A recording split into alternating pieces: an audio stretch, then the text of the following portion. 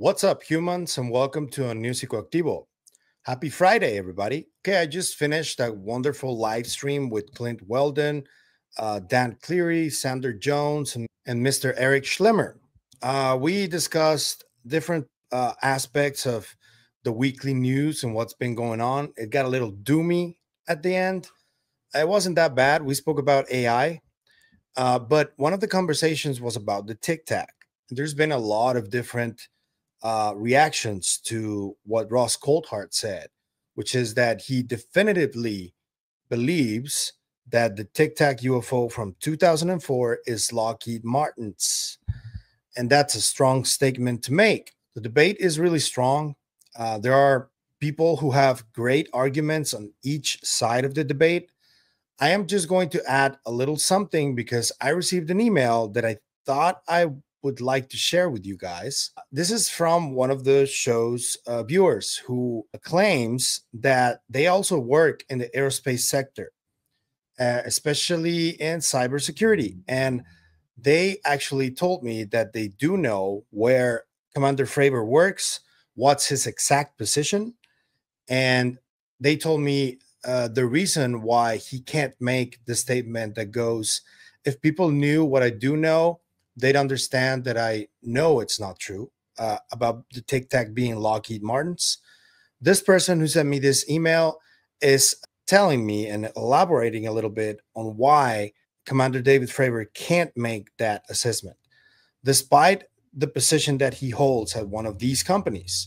In order to protect anonymity, I am not going to name neither the company where Fravor works nor the name of anybody in here, because this person did send me a lot of links and documentation from official sources that prove that what they're telling me is correct. So I'm just going to read to you this email and be very careful about how I read it, so it comes out okay. And you guys understand just the different data point that supports why Commander Fravor can't say that he knows definitively that the Tic-Tac is not Lockheed Martin's. And I'm not saying it is. I'm just saying what this person is telling me, who actually knows about Fravor and knows where he works and everything. Proof of that was shown to me as well. So I'm just going to play this in the background, and I'm going to read to you what this person is saying, so you guys can get a little visuals while I read, but pay attention to what this person is telling me. Okay, so this person says, I wanted to drop you a quick note regarding your recent video where Ross Coulthart makes that statement. Around the 10-minute and 5-second mark, you referenced Jeremy Corbell and his certainty that the Tic-Tac wasn't a Lockheed product. You also include a clip where Jeremy reiterates this. He makes a reference to David Fravor's comment, something along the lines of, if people knew what I do know, they'd understand that I know it's not true, implying that the Tic-Tac couldn't have come from Lockheed. Jeremy has repeated this point several times, including in Weapon-S number 61, where Fravor elaborates that due to his current work in aerospace, he'd be in a position to know whether the US has or had such advanced tech. However, I want to offer a correction here. This statement is unfortunately misleading. By the way of context, I also work in the aerospace sector, specifically in cybersecurity, and I'm employed by the same organization as David Fravor. I hold a mid-level role within a central function. As of the time of writing, I can confirm that David is employed by a subsidiary of Redacted.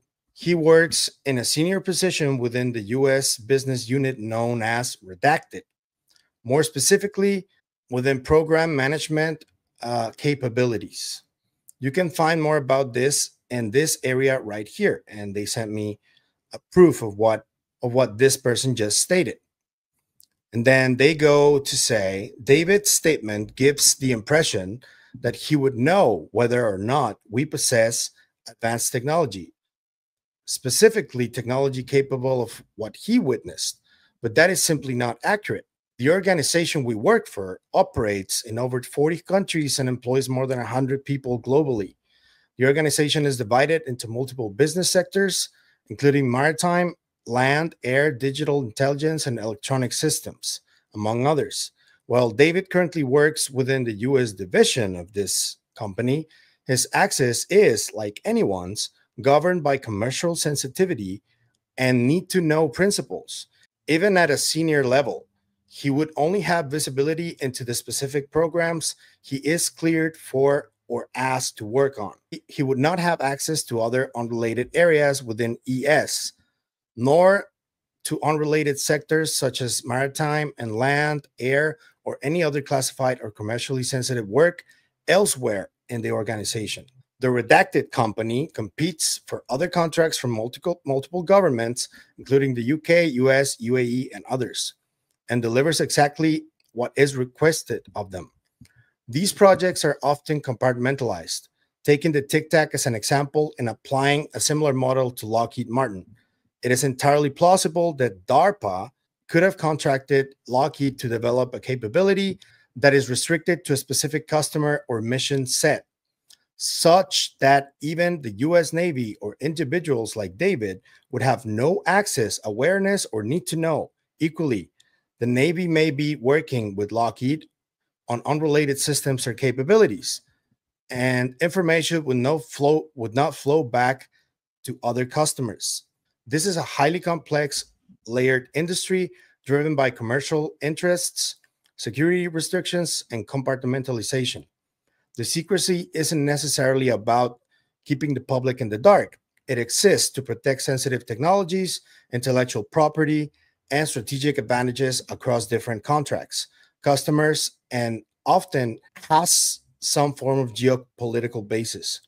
Given this context, it's not accurate for David to imply that his current role provides him with a level of access or visibility that would allow him to definitively rule out advanced aerospace projects developed by other contractors, whether it's Lockheed or any other company.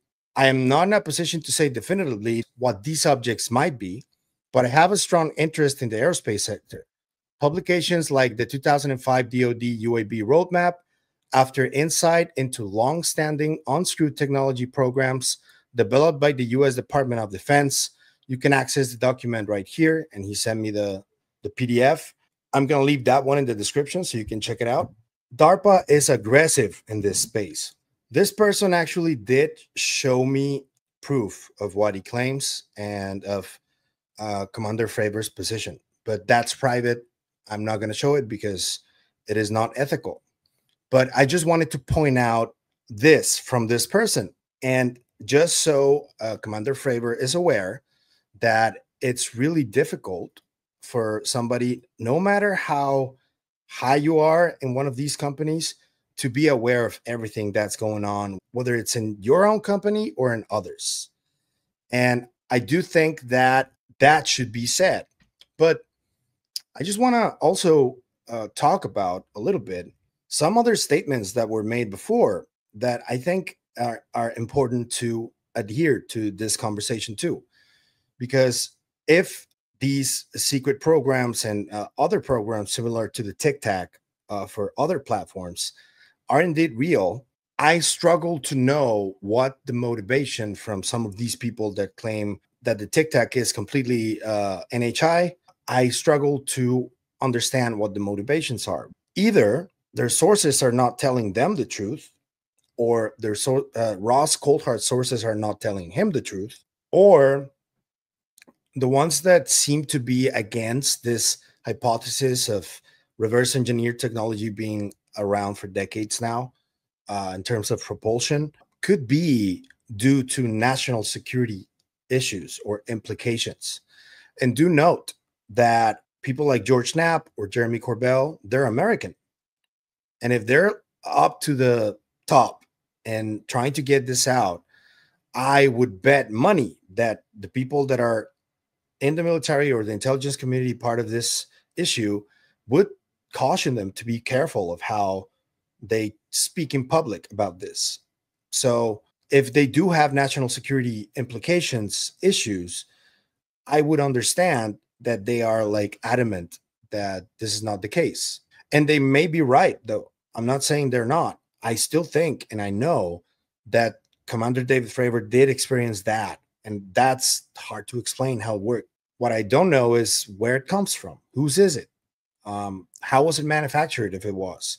And yeah, I would definitely understand if they were just not being completely transparent because they were told to keep some things on the wraps. This person said it right here on this email that there are some things that are kept under wraps because of national security, because it would endanger other aspects of the country's security. So I understand that. But yeah, I highly believe that maybe even Commander Fravor knows this. I don't think they can make the assumption or the statement that they know that's not true because of where they work.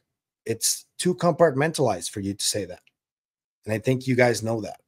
So I just wanted to point that out on today's video because the entire conversation is really interesting, really lively, I would call it. We are going to hear from Ross Coulthart on Sunday on the Reality Check show. Miss Megan Orada did say that she did ask him about this statement that he made on Need to Know last Sunday. So we're going to get an answer or more answers about that. Where do Ross's sources come from, for example? What type of source is it, if he can reveal it? Is it from the military? Is it from one of these companies? Is it a firsthand witness of something? All those questions are valid to ask Ross because of the statement he made. But on the other hand, whenever Jeremy Corbell claims that some of the claims about this Tic-Tac being Lockheed's are all false or are not real or are not true, or all false proclamations, I heard him say. What are your sources to claim that also? So I guess it all depends on who has which sources, what type of sources they are, if you can't reveal them, because you obviously can't. But you can talk about the type of sources that they are and what levels do they hold.